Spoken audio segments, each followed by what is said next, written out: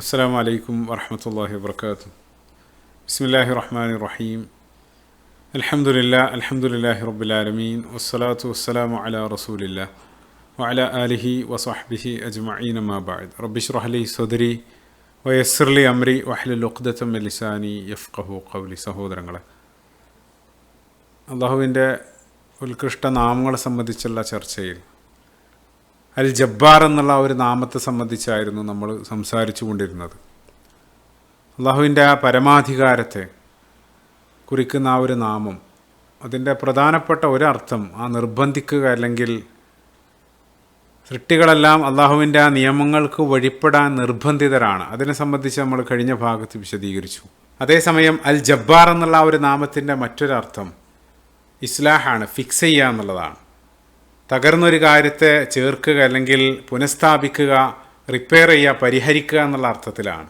അതുകൊണ്ടാണ് ഇപ്പോൾ ഭാഷയിൽ അതേ റൂട്ടിൽ വരുന്ന ജബീറ എന്നുള്ള പദത്തിനർത്ഥം കാസ്റ്റ് എന്നുള്ളതാണ്. അതായത് നമ്മൾ ഒടിവും ചതവെല്ലാം വന്നാൽ, ഫ്രാക്ചർ വന്നാൽ അത് അനങ്ങാതിരിക്കാൻ വേണ്ടി നമ്മൾ ആ പഴയപടിയിലേക്ക് കൊണ്ടുവരാൻ വേണ്ടി ധരിക്കുന്ന ആ കാസ്റ്റ്, അതിനെ ജബീറ എന്നാണ് പറയാറുള്ളത്. അപ്പം അവിടെ അൽ ജബ്ബാർ എന്ന് വെച്ചാൽ കാര്യങ്ങളെ, കേടായിട്ടുള്ളൊരു കാര്യത്തെ നിരന്തരം ഫിക്സ് ചെയ്തുകൊണ്ടിരിക്കുക, അല്ലെങ്കിൽ റിപ്പയർ ചെയ്തുകൊണ്ടേയിരിക്കുക. അത് ഇൻഷാ അല്ലാഹ് അതിൻ്റെ അർത്ഥത്തിലേക്ക് പിന്നീട് നമ്മൾ വരും. അപ്പം അതുകൊണ്ടാണ് അതേ റൂട്ടിൽ, ആ ജബറ അതേ റൂട്ടിൽ കടന്നു വരുന്നത്. നമുക്കെല്ലാം സുപരിചിതമായിട്ടുള്ള മറ്റൊരു പദം അൽ ജിബ്ര എന്നുള്ള പദം, അതും അതേ ആശയത്തിൽ അതേ അർത്ഥതലങ്ങളിലാണ് വന്നു ചേരുന്നത്. അപ്പം നമുക്കറിയാം അൽ ജിബ്ര എന്നുള്ളത് മുസ്ലിം ശാസ്ത്രജ്ഞനായിരുന്നു 9-ാം നൂറ്റാണ്ടിൽ പേർഷ്യക്കാരനായിരുന്ന മുസ്ലിം ശാസ്ത്രജ്ഞൻ ഖവാരിസ്മി. അദ്ദേഹത്തിൻ്റെ ഏറ്റവും വലിയ സംഭാവനയാണ്. അദ്ദേഹമാണ് അതിൻ്റെ പിതാവായിട്ട് അറിയപ്പെടുന്നത്. അദ്ദേഹത്തിൻ്റെ പ്രസിദ്ധമായിട്ടുള്ള ഗ്രന്ഥം കിതാബ് അൽ മുഖ്തസർ ഫി ഹിസാബ് അൽ ജബർ വൽ മുഖാബല, ജബർ എന്നുള്ള പദം അതിൽ കാണാം. അൽ ജിബ്ര എന്നുള്ളതും അതേ ആശയമാണ്. അതായത് നമ്മൾ ഒരു പ്രശ്നത്തെ, അല്ലെങ്കിൽ അപൂർണമായിട്ടുള്ളൊരു സംഖ്യയെ, ഒരു ഇക്വേഷൻ അല്ലെങ്കിൽ ഒരു സമവാക്യം അല്ലെങ്കിൽ ഒരു അജ്ഞാത സംഖ്യ വെച്ച് അതിനെ പൂർണ്ണമാക്കാൻ, പരിഹരിക്കാൻ വേണ്ടി നമ്മൾ ശ്രമിക്കുകയാണ്. അപ്പോൾ അപൂർണതയെ നികത്തുക എന്നുള്ള അർത്ഥത്തിലാണ്. അതാണ് അൽ ജിബ്ര. അൽ ജബ്ബാർ എന്നുള്ളതും ഞാൻ നേരത്തെ പറഞ്ഞു, അതിൻ്റെ ഒരു അർത്ഥവും ആ പുനഃസ്ഥാപനം, അല്ലെങ്കിൽ ആ റീസ്റ്റോറേഷൻ, അല്ലെങ്കിൽ ആ ഫിക്സിങ്, റിപ്പയർ ആണ്. അത് നമ്മൾ ആ ഒരു നാമത്തിൻ്റെ പ്രതിഫലനങ്ങൾ നമ്മൾ ചിന്തിക്കുന്ന സമയത്ത് നമ്മുടെ നിത്യജീവിതത്തിലുടനീളം അത് നമ്മൾ ആസ്വദിച്ചു കൊണ്ടിരിക്കുകയാണ്. അപ്പോൾ ഞാൻ നേരത്തെ പറഞ്ഞു, ആ ജബീർ, ആ കാസ്റ്റിനെ സംബന്ധിച്ച് നമ്മുടെ ശരീരത്തിൽ ഏതെങ്കിലും ഒരു ഭാഗത്ത് ഒരു എല്ല് പൊട്ടിയാൽ നമ്മൾ അവിടെ ഒരു കാസ്റ്റ് അല്ലെങ്കിൽ ഒരു സ്പ്ലിൻറ്റ് വെക്കും. അത് വെക്കുക മാത്രമാണ് നമ്മൾ ചെയ്യുന്നത്.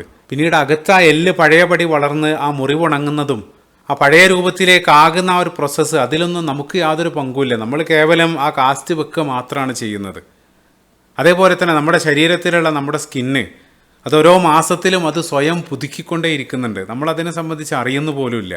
അപ്പോൾ ഇതെല്ലാം ആ പുനഃസ്ഥാപനത്തിൻ്റെ, ആ റിപ്പയറിൻ്റെ ഭാഗമാണ്. അതായത് ആ ഒരു വിശേഷണത്തിൻ്റെ പ്രതിഫലനങ്ങളാണ് നിത്യജീവിതത്തിൽ നമ്മൾ ദിനേന അനുഭവിച്ചു കൊണ്ടിരിക്കുന്നത്. ഇപ്പോൾ നമ്മുടെ ശരീരത്തിൻ്റെ ഏതെങ്കിലും ഒരു ഭാഗത്തൊരു മുറിവുണ്ടായാൽ അവിടെ ആ ബ്ലഡ്, അല്ലെങ്കിൽ ആ രക്തസ്രാവം, ആ ലീക്കേജ് അവിടെ സംഭവിക്കുകയാണ്. അപ്പോൾ ആ രക്തസ്രാവം നിർത്താൻ വേണ്ടി നമ്മൾ എന്തെങ്കിലും ഒരു പ്ലാസ്റ്ററോ മറ്റോ വെക്കും. പക്ഷേ ശരീരം അത് ഉടനെ തന്നെ അത് റിപ്പയർ ചെയ്തെടുക്കുന്നുണ്ട്. അതിൻ്റെ പിന്നിൽ വലിയൊരു പ്രോസസ്സ് പിറകിൽ നടക്കുന്നുണ്ട്. നമ്മൾ അതിനെ സംബന്ധിച്ച് ചിന്തിക്കുന്നു പോലുമില്ല.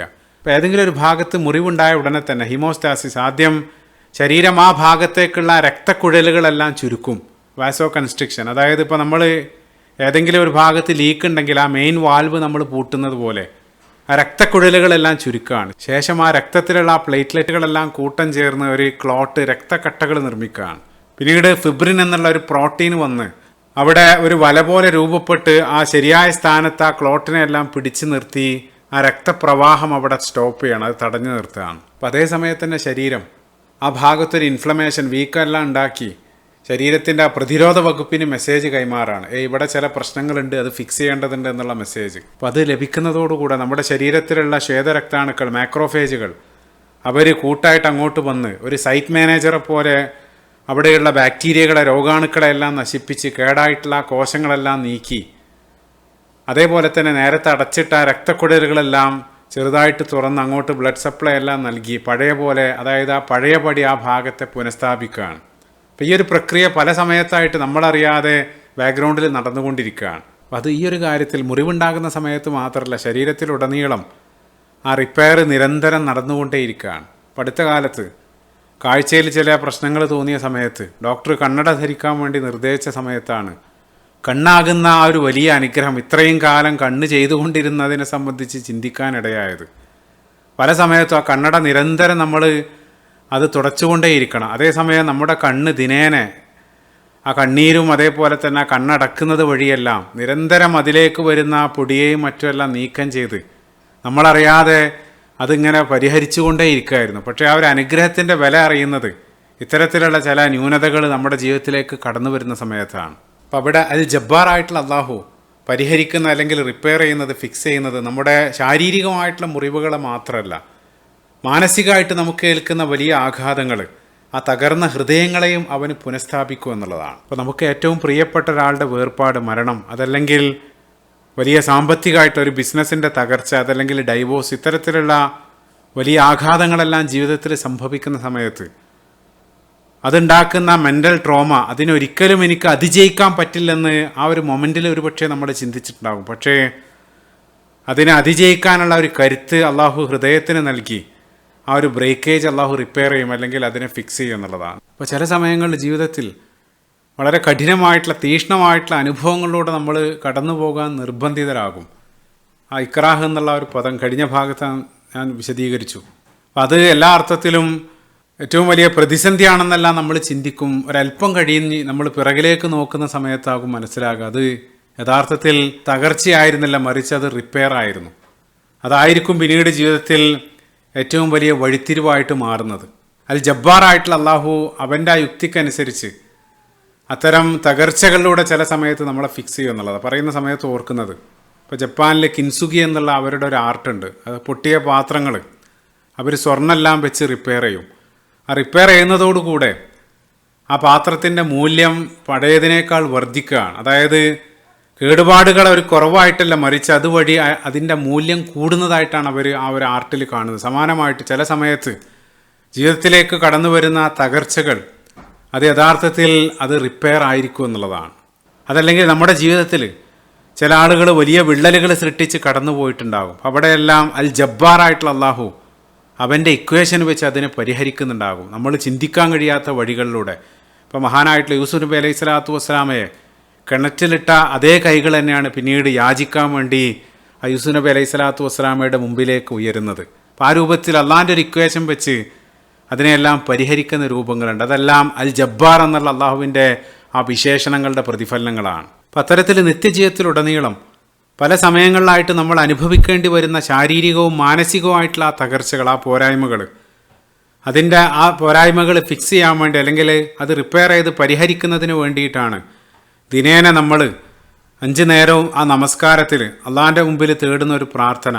നമസ്കാരത്തിൽ 2 അത്തഹിയാത്തുകൾക്കിടയിൽ നമ്മൾ ആ ഇരുത്തത്തിൽ നമ്മൾ ചോദിക്കുന്ന ഒരു കാര്യം, റബ്ബി ഗഫിർലി വർഹംനി, പിന്നീട് വരുന്നത് വജ്ബുർനി എന്നുള്ളതാണ്. ആ ജബറ എന്നുള്ള പദം അവിടെയും കാണാം. അതായത് എൻ്റെ ആ തകർന്നതെല്ലാം നീ പുനഃസ്ഥാപിക്കണേ, അതല്ലെങ്കിൽ എൻ്റെ കുറവുകൾ നീ നികത്തണേ എന്ന് പ്രത്യേകമായിട്ട് നമ്മുടെ അവിടെ ചോദിക്കുന്നുണ്ട്. വജ്ബുർനി, അതേ പദം അവിടെ കാണാൻ സാധിക്കും. അത് ശാരീരികവും മാനസികവുമായിട്ടുള്ള ആ തകർച്ചകളെല്ലാം ഫിക്സ് ചെയ്യാൻ വേണ്ടി നമ്മൾ ദിനേന നിരന്തരം അള്ളാഹിനോട് ചോദിച്ചുകൊണ്ടേയിരിക്കുകയാണ്. ഇപ്പോൾ കഴിഞ്ഞ ഭാഗത്ത് ഈ ഒരു നാമം അൽ ജബ്ബാർ, ആ ജബ്ബർ എന്നുള്ള പദം നമ്മൾ വിശദീകരിച്ചു. അതിൻ്റെ പ്രധാനപ്പെട്ട ഒരർത്ഥം നിർബന്ധിക്കുക, ഇക്രാഹ് എന്നുള്ളതാണ്. അതേസമയം ഈ ഒരു ഭാഗത്ത് അതിൻ്റെ മറ്റൊരർത്ഥം ആ റിപ്പയർ അല്ലെങ്കിൽ ആ പുനഃസ്ഥാപിക്കുക, ഫിക്സ് ചെയ്യുക എന്നുള്ളതാണ്. അപ്പോൾ ഈ 2 ക്വാളിറ്റികളും നിത്യജീവിതത്തിൻ്റെ പല ഭാഗത്തായിട്ട് നമ്മൾ ഒരുപോലെ ആസ്വദിച്ചു കൊണ്ടിരിക്കുകയാണ്. ഇപ്പോൾ ഏറ്റവും നല്ല ഉദാഹരണമാണ് ഇപ്പോൾ നമ്മൾ ദിനേന ആസ്വദിച്ചു കൊണ്ടിരിക്കുന്ന ഉറക്കമാകുന്ന അനുഗ്രഹം. പരിശുദ്ധ ഖുർആൻ്റെ പല ഭാഗത്തും വജഅൽന ലൈല ലിബാസ, അള്ളാഹു ഉറക്കമാകുന്ന അനുഗ്രഹം നൽകിയതിനെ സംബന്ധിച്ച് ആവർത്തിച്ച് പറയുന്നുണ്ട്. അപ്പോൾ നമ്മൾ ഉറങ്ങിയിട്ടില്ലെങ്കിൽ എന്ത് സംഭവിക്കുമെന്ന് ചിന്തിച്ചിട്ടുണ്ടോ?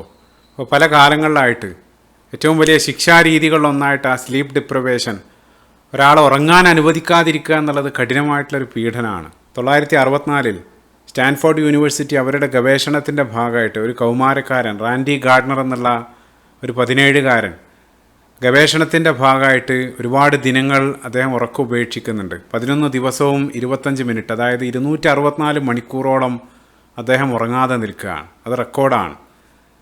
പിന്നീട് അത്തരത്തിലുള്ള പരീക്ഷണങ്ങൾ എല്ലാ അർത്ഥത്തിലും അവർ ബാൻ ചെയ്തു. കാരണം വളരെ ഗുരുതരമായിട്ടുള്ള പ്രത്യാഘാതങ്ങൾ അത് ശരീരത്തിൽ ഉണ്ടാക്കുന്നുണ്ട് എന്നുള്ളത് കൊണ്ട് തന്നെ.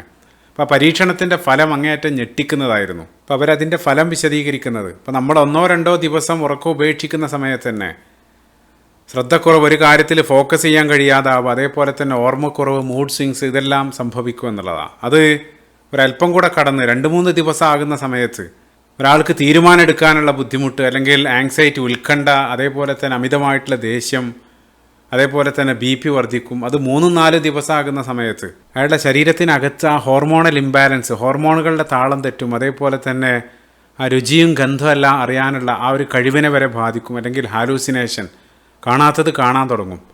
അതൊന്നുകൂടെ കടന്ന് 5-6 ദിവസമാകുന്ന സമയത്ത് കോഗ്നറ്റീവ് ഇമ്പയർമെൻറ്റ്, അതായത് ലളിതമായിട്ടുള്ള കാര്യം പോലും ചെയ്യാൻ കഴിയാത്ത വിധം ഇൻറ്റേർണൽ ഓർഗൻസ്, നമ്മുടെ ശരീരത്തിനകത്തുള്ള അവയവങ്ങളെ വരെ ബാധിച്ച് ലൈഫ് ത്രെറ്റനിങ് ആയിട്ട്, അതായത് മരണകാരണം വരെ ആകുമെന്നുള്ളത് 6 ദിവസമെല്ലാം പിന്നിടുന്ന സമയത്ത്. അപ്പം ഇതെല്ലാം കാരണം നമ്മുടെ ശാരീരിക മാനസിക ആരോഗ്യത്തിൻ്റെ എല്ലാം ഭാഗമായിട്ട് നിശ്ചിത സമയം നിർബന്ധമായിട്ട് നമ്മൾ ഉറങ്ങേണ്ടതുണ്ട് എന്നുള്ളത്. അപ്പോൾ ശരീരം നമ്മളെ തന്നെ ഉറങ്ങാൻ വേണ്ടി നമ്മളെ നിർബന്ധിച്ചു കൊണ്ടിരിക്കുകയാണ്. ആ ഇക്റാഹ്, ആ ഫോഴ്സ് ചെയ്യുക എന്നുള്ള ആ ഒരു ക്വാളിറ്റിയാണ് അവിടെ കാണുന്നത്.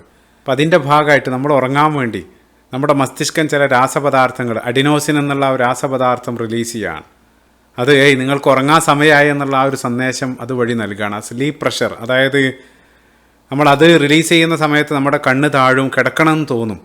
അപ്പോൾ ഈ നമ്മൾ കോഫി എല്ലാം കുടിക്കുന്ന സമയത്ത് ഈ അഡിനോസിൻ ആ റിസപ്റ്ററിനെ ആ കോഫി പോയി ബ്ലോക്ക് ചെയ്യണം. അതുകൊണ്ടാണ് നമ്മൾ ഉണർന്നിരിക്കാനുള്ള ടെൻഡൻസി കോഫി എല്ലാം കുടിക്കുന്ന സമയത്ത് ഉണ്ടാകുന്നത്. അതേപോലെ തന്നെ രണ്ടാമതായിട്ട് മെലറ്റോണിൻ എന്നുള്ള മറ്റൊരു ഉറക്ക ഹോർമോൺ, സ്ലീപ്പ് ഹോർമോൺ, അത് ഇരുട്ടാകുന്ന സമയത്താണ് അത് ഓണാവുക. അതായത് വെളിച്ചം അതിൻ്റെ പ്രൊഡക്ഷനെ തടസ്സപ്പെടുത്തുന്നുണ്ട്. അതുകൊണ്ടാണ് ഇപ്പോൾ നമ്മൾ കിടന്നതിന് ശേഷം ആ മൊബൈലെല്ലാം നോക്കുന്ന സമയത്ത് അത് ഉറക്കിൻ്റെ ആ പാറ്റേണിനെ സാരമായിട്ട് ബാധിക്കുന്നുണ്ട്. അത് നമ്മുടെ മെൻ്റൽ ഹെൽത്തിനെ എല്ലാം എല്ലാ അർത്ഥത്തിലും ബാധിക്കുന്നുണ്ടെന്ന് നിരവധി പഠനങ്ങൾ അവർ പറയുന്നുണ്ട്. അപ്പോൾ ഇതെല്ലാം വഴി യഥാർത്ഥത്തിൽ നമ്മളെ ശരീരത്തെ ഉറങ്ങാൻ വേണ്ടി നിർബന്ധിച്ചു കൊണ്ടിരിക്കുകയാണ് ആ ഇക്റാഹ്. ഉറക്കമാകുന്ന അനുഗ്രഹം അത് നേരാവണ്ണം ശരീരത്തിന് ലഭിച്ചാൽ മാത്രമേ നമ്മുടെ ശാരീരിക മാനസിക ആരോഗ്യമെല്ലാം അതേ രൂപത്തിൽ നിലനിൽക്കൂ എന്നുള്ളതാണ്. കാരണം ആ ഉറക്കം അതൊരു ഫിക്സിങ് കൂടെ, അത് റിപ്പയർ കൂടെയാണ്. അതായത് നമ്മൾ ഉറങ്ങുന്ന സമയത്താണ് നമ്മുടെ മസ്തിഷ്കത്തിൻ്റെ ആ റീവയറിങ് അല്ലെങ്കിൽ ആ മെമ്മറി കൺസോളിഡേഷൻ എല്ലാം നടക്കുന്നത് ആ ഉറങ്ങുന്ന സമയത്താണ്. മസ്തിഷ്കം അതിൻ്റെ ആ റീഫ്രഷ് ബട്ടൺ നിൽക്കുന്നത് ഉറങ്ങുന്ന സമയത്താണ്. അതായത് നമ്മളെ ശരീരം നമ്മളെ ഉറങ്ങാൻ നിർബന്ധിക്കുക വഴി അവിടെ ആ ഇസ്ലാഹ്, അതായത് അതിൻ്റെ റിപ്പയർ അല്ലെങ്കിൽ ഫിക്സ് ചെയ്യുക അല്ലെങ്കിൽ പുനഃസ്ഥാപിച്ചു കൊണ്ടിരിക്കുകയാണ്. അപ്പോൾ ആ 2 ക്വാളിറ്റികളും, ആ ഇക്രാഹ് ഫോഴ്സ്, അതേപോലെ തന്നെ ഇസ്ലാഹ് ഫിക്സ് ചെയ്യുക, ഇത് രണ്ടും ഉറക്കമാകുന്ന വലിയ അനുഗ്രഹത്തിൽ നമ്മൾ കാണാൻ സാധിക്കും. അതെല്ലാം അൽ ജബ്ബാർ എന്നുള്ള ആ ഒരു നാമത്തിൻ്റെ പ്രതിഫലനങ്ങൾ നമ്മൾ നിത്യജീവിതത്തിൽ അനുഭവിക്കുന്നതാണ്. അപ്പോൾ ഈ ഉറക്കം എന്നുള്ളത് നമ്മുടെ നിത്യജീവിതത്തിലെ കേവലം ഒരു ഉദാഹരണം മാത്രമാണ്. നമ്മുടെ ജീവിതത്തിൻ്റെ ഓരോ അനുഗ്രഹങ്ങളിലൂടെയും അല്ലെങ്കിൽ വ്യത്യസ്ത ജീവിത സാഹചര്യങ്ങളിലൂടെയെല്ലാം കടന്നു പോകുന്ന സമയത്ത് അൽ ജബ്ബാർ എന്നുള്ള ആ ഒരു വിശേഷണത്തിൻ്റെ എഫക്റ്റ് പല രൂപത്തിലായിട്ട് നമ്മൾ ജീവിതത്തിലുടനീളം കാണാൻ സാധിക്കും. ഇനി അവസാനമായിട്ട് ഈ ഒരു നാമം നമ്മളെങ്ങനെയാണ് മറ്റുള്ള ആളുകളിലേക്ക് പ്രതിഫലിപ്പിക്കുക?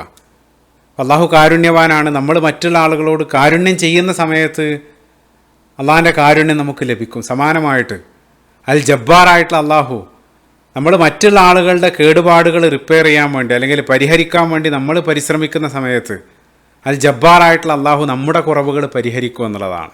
അപ്പോൾ മറ്റൊരാളുടെ കുറവുകൾ പരിഹരിക്കുന്നത് അത് ഏറ്റവും വലിയ സൽക്കരമായിട്ട് റസൂലുള്ളാഹി സ്വല്ലല്ലാഹു അലൈഹി വസല്ലം നമ്മളെ പഠിപ്പിച്ചിട്ടുണ്ട്. സ്വഹീഹായിട്ടുള്ളൊരു ഹദീസിൽ അഹബ്ബുൽ അഅ്മാലു ഇലല്ലാഹി സുറൂറുൻ തുദ്ഖിലുഹു അലാ മുസ്ലിം. അപ്പോൾ അള്ളാഹ്ക്ക് ഏറ്റവും ഇഷ്ടപ്പെട്ട കർമ്മം നീ നിൻ്റെ സഹോദരനായിട്ടുള്ള മുസ്ലിമിനെ സന്തോഷിപ്പിക്കുന്നതാണ്. അവൻ്റെ കുറവുകൾ പരിഹരിക്കാൻ അവനെ സഹായിച്ച് അവനെ നിനക്ക് സന്തോഷിപ്പിക്കാൻ കഴിയുന്നുണ്ടെങ്കിൽ അത് ഏറ്റവും അള്ളാഹ്ക്ക് ഇഷ്ടപ്പെട്ട കാര്യമാണ്. അതല്ലെങ്കിൽ റസൂലുള്ളാഹി സ്വല്ലല്ലാഹു അലൈഹി വസല്ലം മറ്റൊരു സ്വഹീഹായിട്ടുള്ള ഹദീസിൽ പറഞ്ഞു, നീ മറ്റൊരു സഹോദരൻ്റെ പ്രശ്നങ്ങൾ പരിഹരിക്കാൻ വേണ്ടി അതിനുവേണ്ടി നീ ഇറങ്ങുന്നത് അള്ളാഹുവിൻ്റെ പ്രവാചകൻ്റെ പള്ളിയിൽ ദിവസങ്ങളോളം ഇഅ്തികാഫ് ഇരിക്കുന്നതിനേക്കാൾ പ്രതിഫലാർഹാണെന്ന് റസൂലുള്ളാഹി സ്വല്ലല്ലാഹു അലൈഹി വസല്ലം നമ്മളെ പഠിപ്പിക്കുന്നുണ്ട്. അതല്ലെങ്കിൽ സ്വഹീഹായിട്ടുള്ള മറ്റൊരു ഹദീസിൽ, സ്വഹീഹുൽ ബുഖാരി കടന്നു വരുന്ന മനോഹരമായിട്ടുള്ളൊരു ഹദീസിൽ അബൂദറുൽ ഗിഫാരി റളിയല്ലാഹു അൻഹു റസൂലുള്ളാഹി സ്വല്ലല്ലാഹു അലൈഹി വസല്ലമയോട് ചോദിക്കുന്നുണ്ട്, പ്രവാചകരെ എനിക്ക് ചെയ്യാൻ പറ്റുന്ന ഏറ്റവും നല്ല കർമ്മം ഏതാണ്? അപ്പോൾ റസൂലുള്ളാഹി പറഞ്ഞു, ഈമാനും ബില്ലാ വ ജിഹാദും ഫീ സബീലില്ലാ, അള്ളാഹുവിലുള്ള വിശ്വാസം, അതേപോലെ തന്നെ അവൻ്റെ മാർഗ്ഗത്തിൽ നീ സമരം ചെയ്യുക. പിന്നീട് അദ്ദേഹം വീണ്ടും ചോദിച്ചു. അപ്പോൾ റസൂലുള്ളാഹി സ്വല്ലല്ലാഹു അലൈഹി വസല്ലം അടിമകളെ മോചിപ്പിക്കാൻ വേണ്ടി പറഞ്ഞു. അപ്പോൾ അദ്ദേഹം ചോദിക്കുന്നുണ്ട്, അടിമകളെ ഏറ്റവും ശ്രേഷ്ഠമായിട്ടുള്ള അടിമമോചനം ഏതാണ്? അപ്പോൾ റസൂലുള്ളാഹി പറഞ്ഞു, ഏറ്റവും വില കൂടിയ യജമാൻ ഏറ്റവും പ്രിയപ്പെട്ട അടിമകളെ നീ മോചിപ്പിക്കുക. അപ്പോൾ അദ്ദേഹം ചോദിച്ചു, ഇല്ല എനിക്ക് അത് ചെയ്യാൻ സാധിച്ചിട്ടില്ലെങ്കിലോ? അപ്പോൾ റസൂലുള്ളാഹി അടുത്ത് പറഞ്ഞു കൊടുക്കുന്നുണ്ട്, തുഈനു സ്വാനിഅൻ ഔ തസ്നഉ ലി അഖ്റഖ്, നീ സഹായം ആവശ്യമുള്ള ആളുകളെ നീ സഹായിക്കുക. ചില ആളുകൾ ആ സഹായം ചോദിക്കാൻ ലജ്ജിക്കുന്നവരാകും, അവരെ കണ്ടറിഞ്ഞ് നീ സഹായിക്കുക. ഏറ്റവും ലളിതമായിട്ടുള്ള ഉദാഹരണം, ഇപ്പോൾ ഒരാൾ അന്ധനായിട്ടുള്ള ഒരാൾ റോഡ് മുറിച്ച് കടക്കാൻ വേണ്ടി പ്രയാസപ്പെടുന്നുണ്ടെങ്കിൽ അതിനുവേണ്ടി സഹായിക്കുക. അല്ലെങ്കിൽ വഴി തെറ്റി വഴി അറിയാതെ ഒരാൾ നിൽക്കുന്നുണ്ടെങ്കിൽ അയാൾക്കൊരു വഴികാട്ടിയാകുക, അല്ലെങ്കിൽ ജോലി നഷ്ടപ്പെട്ട ഒരാൾ അയാൾക്കൊരു ജോലി കണ്ടെത്താൻ നിനക്ക് വാക്കോ പ്രവൃത്തിയോ കാരണം സാധിക്കുമെങ്കിൽ അതിന് നീ സഹായിക്കുക. അതല്ലെങ്കിൽ റസൂലുള്ളാഹി പറയാണ്, ആ ജോലി അയാൾക്ക് നന്നായിട്ട് ചെയ്യാൻ കഴിയില്ലെങ്കിൽ നിനക്കതിൽ അറിവുണ്ടെങ്കിൽ നീ അയാളെ പരിശീലിപ്പിക്കുക. അപ്പോൾ അദ്ദേഹം വീണ്ടും ചോദിച്ചു, ഫഇല്ലം അഫ്അൽ, ഓ പ്രവാചകരെ എനിക്ക് അത് ചെയ്യാൻ പറ്റിയില്ലെങ്കിൽ? അപ്പോൾ റസൂലുള്ളാഹി സ്വല്ലല്ലാഹു അലൈഹി വസല്ലം നൽകുന്ന മറുപടി ഉണ്ട്, വളരെ ആഴത്തിലുള്ള മറുപടി. റസൂലുള്ളാഹി പറഞ്ഞു, തദ്ഉന്നാസ മിനശ് ശർരി ഫഇന്നഹാ സ്വദഖത്തുൻ തസദ്ദഖു ബിഹാ അലാ നഫ്സിക്. മറ്റുള്ള ആളുകൾക്ക് നല്ലതൊന്നും നിനക്ക് ചെയ്യാൻ കഴിയില്ലെങ്കിൽ നീ അവർക്ക് ദോഷം ചെയ്യാതിരിക്കുക. അതായത് നന്മ ചെയ്യുന്നത് പോലെയുള്ള മറ്റൊരു നന്മയാണ് തിന്മ ചെയ്യാതിരിക്കുക എന്നുള്ളത്. അപ്പോൾ നമ്മൾ പറയാറുണ്ട്, ഉപകാരം ചെയ്തിട്ടില്ലെങ്കിലും ഉപദ്രവിക്കാതിരിക്കുക എന്ന് പറയാറുണ്ട്. റസൂലുള്ളാഹി സ്വല്ലല്ലാഹു അലൈഹി വസല്ലം ഇവിടെ പറയുന്നത്, നീ ആളുകൾക്ക് ഉപകാരം ചെയ്യാൻ പോയിട്ടില്ലെങ്കിലും നിൻ്റെ വാക്കുകൊണ്ടോ പ്രവൃത്തി കൊണ്ടോ അല്ലെങ്കിൽ നിൻ്റെ കമൻ്റ് കൊണ്ടോ മറ്റൊരാളെ നീ നോവിക്കാതിരിക്കുക. അത് നീ നിനക്ക് തന്നെ നൽകുന്ന സ്വതക്കയാണ്. അതും ഒരു സ്വതക്കയുടെ രൂപത്തിലാണ് റസൂലുള്ളാഹി സ്വല്ലല്ലാഹു അലൈഹി വസല്ലം പഠിപ്പിക്കുന്നത്. അപ്പോൾ നമ്മൾ ചെയ്യുന്ന പ്രവൃത്തികൾ, നമ്മൾ പറയുന്ന വാക്കുകൾ, നമ്മൾ എഴുതുന്ന കമൻറ്റുകൾ അത് മറ്റൊരാളെ തകർക്കുന്ന രൂപത്തിലാകരുത്, മറിച്ച് മറ്റൊരാളുടെ പ്രശ്നങ്ങൾ പരിഹരിക്കുന്ന രൂപത്തിലുള്ളതാകുന്ന സമയത്ത് അൽ ജബ്ബാറായിട്ടുള്ള അള്ളാഹു നമ്മുടെ പ്രശ്നങ്ങൾ, നമ്മുടെ ജീവിതത്തിൽ വരുന്ന പ്രശ്നങ്ങളും പ്രതിസന്ധികളെല്ലാം നമ്മളറിയാത്ത രൂപത്തിൽ അള്ളാഹു ഫിക്സ് ചെയ്യും എന്നുള്ളതാണ്. വാക്കുകൊണ്ട് പ്രവൃത്തി കൊണ്ട് ഒരാളെ രക്ഷിക്കാനും കഴിയും, അതേസമയം തകർക്കാനും കഴിയും എന്നുള്ളത്. അപ്പോൾ പറയാറുണ്ട്, നമ്മുടെ വായ ഒരു തോക്ക് പോലെയാണ്. ആ വായിൽ നിന്നും പോകുന്ന ആ വാക്കുകൾ ബുള്ളറ്റ് പോലെയാണ്. അത് ഒരാളെ വധിക്കാനുള്ള പ്രഹരശേഷി ഉണ്ട് എന്നുള്ളതാണ്. അപ്പോൾ വാക്കുകൊണ്ടല്ല, നോട്ടം കൊണ്ട് പോലും റസൂലുള്ളാഹി സ്വല്ലല്ലാഹു അലൈഹി വസല്ലം മറ്റൊരു മനോഹരമായിട്ടുള്ള ഹദീസ് റസൂലുള്ളാഹി പറയുന്നുണ്ട്, ലാ തുദീമു നദറ ഇലൽ അബ്റസ്. കുഷ്ഠരോഗം, ലെപ്രസി ബാധിച്ച ഒരാളെ നിങ്ങൾ തുറിച്ച് നോക്കരുതെന്നാണ് റസൂലുള്ളാഹി പഠിപ്പിക്കുന്നത്. ആ നോട്ടം പോലും അയാളെ നോവിക്കും എന്നുള്ളതാണ്. ഒരാളുടെ ന്യൂനത, വൈകല്യത്തിലേക്ക് തുറിച്ച് നോക്കുന്നത്, അല്ലെങ്കിൽ അതിനെക്കുറിച്ച് ആവർത്തിച്ച് ഒരു കാര്യമില്ലാതെ ചോദിക്കുന്നത്. ഇപ്പോൾ വിവാഹം കഴിഞ്ഞ ഒരാൾക്ക് സന്താനമായിട്ടില്ലെങ്കിൽ വീണ്ടും വീണ്ടും ആവർത്തിച്ച് കുട്ടിയായിട്ടില്ല ആ രൂപത്തിലുള്ള ചോദ്യങ്ങൾ, അത് അറിയാതെ ചോദിക്കുന്ന, അല്ലെങ്കിൽ അതിൻ്റെ കൺസേണിൻ്റെ ഭാഗമായിട്ട് ചോദിക്കുന്നതല്ല പറയുന്നത്, മറിച്ച് ഒരു കാര്യമില്ലാതെ അത് അന്വേഷിക്കാൻ പോവുക. അത് അയാളെ നോവിക്കുമെന്ന് അറിയെങ്കിൽ അത്തരത്തിലുള്ള ചോദ്യങ്ങളിൽ നിന്നും മാറി നിൽക്കുക എന്നുള്ളതാണ്. അതേസമയം നമ്മുടെ വാക്കുകൾ മറ്റൊരാളെ എല്ലാ അർത്ഥത്തിലും അയാൾക്കൊരു ആശ്വാസമാകുന്ന രൂപത്തിലുള്ള വാക്കുകൾ, അതും റസൂലുള്ളാഹി സ്വല്ലല്ലാഹു അലൈഹി വസല്ലം മറ്റൊരു ഹദീസിൽ, തുർമുദിത്തിരിക്കുന്ന മനോഹരമായിട്ടൊരു ഹദീസിൽ റസൂലുള്ളാഹി പറയുന്നുണ്ട്, ഇദാ ദഖൽതും അലൽ മരീദ് ഫനഫിസു ലഹു ഫി അജലിഹി. നിങ്ങളൊരു രോഗിയെ സന്ദർശിക്കുന്ന സമയത്ത് അയാൾക്ക് അയാളുടെ ആയുസ്സിനെ കുറിച്ചുള്ള ആശ്വാസവും പ്രതീക്ഷയും നിങ്ങൾ നൽകുക. അതല്ലെങ്കിൽ അത് നൽകാൻ ഉതകുന്ന രൂപത്തിലുള്ള വാക്കുകൾ അയാളുടെ മുമ്പിൽ നിങ്ങൾ സംസാരിക്കുക. ശേഷം റസൂലുള്ളാഹി പറഞ്ഞു, ഫഇന്ന ദാലിക ലാ യറുദ്ദു ശൈഅൻ വഹുവ യുതയ്യിബു നഫ്സൽ മരീദ്. അത് അള്ളാൻ്റെ തീരുമാനത്തെ, അള്ളാൻ്റെ വിധിയൊന്നും അത് മാറ്റില്ല, പക്ഷേ അയാളുടെ മനസ്സിന് ആ വാക്കുകൾ ഒരു ആശ്വാസമായിട്ട് മാറുമെന്നുള്ള എത്ര ആഴത്തിലുള്ള മനഃശാസ്ത്രപരമായിട്ടുള്ള അധ്യാപനമാണ് റസൂലുള്ളാഹി ഇവിടെ പഠിപ്പിക്കുന്നത്. അതായത് രോഗിയെ സന്ദർശിക്കുന്ന സമയത്ത് ആ രോഗം എത്ര ഗുരുതരാണെങ്കിലും അയാൾ ആ രോഗത്തിൽ നിന്ന് രക്ഷപ്പെടാൻ പോകുന്നില്ലെങ്കിലും രക്ഷപ്പെട്ട ആളുകളുടെ സംഭവങ്ങളും മറ്റുമെല്ലാം പറഞ്ഞ് അയാളുടെ മനസ്സിനൊരു തണുപ്പ് നൽകാൻ വേണ്ടി നിങ്ങൾ ശ്രമിക്കുക എന്നുള്ളതാണ്. ചില ആളുകളുടെ ആ വാക്ക് മതി അയാളുടെ പകുതി രോഗം മാറാൻ. ചില ആളുകളുടെ വാക്കുകൾ ആ മൊത്തം പ്രശ്നത്തിനൊരു പരിഹാരമായിട്ട് തന്നെ മാറാറുണ്ട്. ഇപ്പോൾ ഇവിടെ ചേർത്ത് വായിക്കേണ്ട ബുഖാരി ധരിക്കുന്നൊരു ഹദീസിൽ റസൂലുള്ളാഹി സ്വല്ലല്ലാഹു അലൈഹി വസല്ലം പറയുന്നുണ്ട്, ഒരാൾ ആ നരകത്തിൻ്റെ പാതയിലായിരുന്നു. ആ പാതയിൽ നീങ്ങിക്കൊണ്ടിരിക്കുന്ന സമയത്ത് അയാൾ ഒരു വാക്ക് പറയും. അയാൾ പറഞ്ഞ ആ വാക്കിൻ്റെ ഗൗരവത്തെക്കുറിച്ച്, അതിൻ്റെ ആഴത്തെക്കുറിച്ചൊന്നും അയാൾ ചിന്തിച്ചിട്ടുണ്ടാവില്ല. പക്ഷേ ആ വാക്ക് കാരണം ഇർഫഉല്ലാഹു ബിഹാ ദറജാത്ത്, അയാളുടെ പദവികൾ അള്ളാഹു ഒരുപാട് ഉയർത്തും. അയാൾ ആ വാക്ക് കാരണം അയാൾ അവസാനം രക്ഷപ്പെടും എന്നുള്ളതാണ്. നേരെ അതിൻ്റെ മറുവശം റസൂലുള്ളാഹി പറയുന്നുണ്ട്, ചില ആളുകൾ നിസ്സാരമായിട്ട് അള്ളാഹിൻ്റെ കോപത്തിന് കാരണമാകുന്നൊരു വാക്ക് പറയും, ആ ഗൗരവമൊന്നും കണക്കിലെടുക്കാതെ പറഞ്ഞു പോയതാണ്, അത് കാരണം അയാൾ ആ നരകത്തിലേക്ക് എത്തും എന്നുള്ളതാണ്. അപ്പോൾ ഇവിടെ ചിന്തിക്കേണ്ട ചില പണ്ഡിതന്മാർ നൽകുന്നൊരു വിശദീകരണം, കൂടുതൽ ചിന്തിക്കാതെ നമ്മൾ പറയുന്നൊരു വാക്ക് അത് അള്ളാഹ്ക്ക് അങ്ങേയറ്റം ഇഷ്ടപ്പെടുന്നുണ്ടെങ്കിൽ അതിൻ്റെ വിശദീകരണത്തിൽ അവർ സൂചിപ്പിക്കുന്ന ഒന്ന് കലിമത്ത് ഇസ്ബാത്താണ്. അതായത് വീണ് കിടക്കുന്ന, തകർന്നു കിടക്കുന്ന ഒരാൾക്ക് നമ്മുടെ വാക്ക് കാരണം അയാൾക്ക് എഴുന്നേറ്റ് നടക്കാൻ സാധിക്കുന്നുണ്ടെങ്കിൽ, നമ്മുടെ കമൻ്റ് അല്ലെങ്കിൽ നമ്മുടെ ചില വാക്കുകൾ കാരണം അയാൾ എഴുന്നേറ്റ് നടക്കുന്നുണ്ടെങ്കിൽ, അല്ലെങ്കിൽ എല്ലാ പ്രതീക്ഷയും നഷ്ടപ്പെട്ട് കിടക്കുന്ന ഒരാൾക്ക് നമ്മൾ നൽകുന്ന ചില വാക്കുകൾ കാരണം ഒരാൾക്കൊരു പുതുജീവൻ ലഭിക്കുന്നുണ്ടെങ്കിൽ, അത് ശാരീരികമാകട്ടെ മാനസികമാകട്ടെ, അയാളുടെ മുഴുവൻ പ്രശ്നങ്ങൾ അത് കാരണം പരിഹരിക്കുന്നുണ്ടെങ്കിൽ, അത് ആ ഒരു വാക്ക് മാത്രം മതി നമ്മുടെ മൊത്തം വിധി മാറാനെന്നുള്ളതാണ്. ഇപ്പോൾ ചില ആളുകൾ പറയാറുണ്ട്, നിങ്ങൾ അന്ന് പറഞ്ഞ ആ വാക്ക് അല്ലെങ്കിൽ നിങ്ങൾ അന്ന് നൽകിയ ഉപദേശം അതാണ് എൻ്റെ ജീവിതം മൊത്തം മാറ്റിമറിച്ചത്. അതൊരു വാക്ക് മാത്രമായിരിക്കും. അയാൾ അത്രത്തോളം വലിയ ഫലമൊന്നും ഉണ്ടാകുമെന്ന് പ്രതീക്ഷിച്ചാകില്ല ആ വാക്ക് പറഞ്ഞത്. അപ്പോൾ പ്രശ്നം പരിഹരിക്കാൻ ഉതകുന്ന രൂപത്തിലുള്ള വാക്കുകളും പ്രവൃത്തികളാകണം നമ്മൾ മറ്റുള്ള ആളുകളോട് ചെയ്യേണ്ടത്. ആ രൂപത്തിൽ നമ്മൾ മറ്റുള്ള ആളുകളോട് ചെയ്യുന്ന സമയത്ത് അൽ ജബ്ബാറായിട്ടുള്ള അള്ളാഹു നമ്മുടെ പ്രശ്നം പരിഹരിക്കാനും അള്ളാഹു ഓരോ വഴികൾ നമുക്ക് നൽകുക എന്നുള്ളതാണ്. അപ്പോൾ പറയാറുണ്ട് പ്രസിദ്ധമായിട്ടുള്ളൊരു കോട്ടിൽ, നിങ്ങൾ മറ്റുള്ള ആളുകളുടെ ജീവിതത്തിൽ ഒരു വിളക്കോ അല്ലെങ്കിൽ ഒരു ലൈഫ് ബോട്ടോ അല്ലെങ്കിൽ ലാഡർ നിങ്ങളൊരു കോണിയോ ആയിട്ട് മാറുക എന്നുള്ളതാണ്. അപ്പോൾ ഇത്തരത്തിലുള്ള അള്ളാഹു തൃപ്തിപ്പെടുന്ന ഈ വലിയ ക്വാളിറ്റികൾ അത് നിലനിർത്തുന്ന വിശ്വാസികളുടെ കൂട്ടത്തിൽ നമ്മളേവരെയും ഉൾപ്പെടുത്തുമാറാകട്ടെ. ആമീൻ. ഈ റമദാൻ വഴി ആ പാപങ്ങളെല്ലാം പൊറുക്കപ്പെട്ട് അള്ളാഹുവിങ്കിൽ ഉന്നത സ്ഥാനം കരസ്ഥമാക്കുന്ന വിശ്വാസികളുടെ കൂട്ടത്തിൽ അള്ളാഹു നമ്മളേവരെയും ഉൾപ്പെടുത്തുമാറാകട്ടെ. ആമീൻ. റബ്ബന ആതിന ഫിദ്ദുനിയ ഹസന വഫിൽ ആഖിറതി ഹസനതൻ വഖിന അദാബന്നാർ. റബ്ബന തഖബ്ബൽ മിന്നാ ഇന്നക അൻത സമീഉൽ അലീം വതുബ് അലൈനാ ഇന്നക അൻത തവ്വാബുർ റഹീം. അസ്സലാമു അലൈക്കും വറഹ്മത്തുള്ളാഹി വബറകാതുഹു.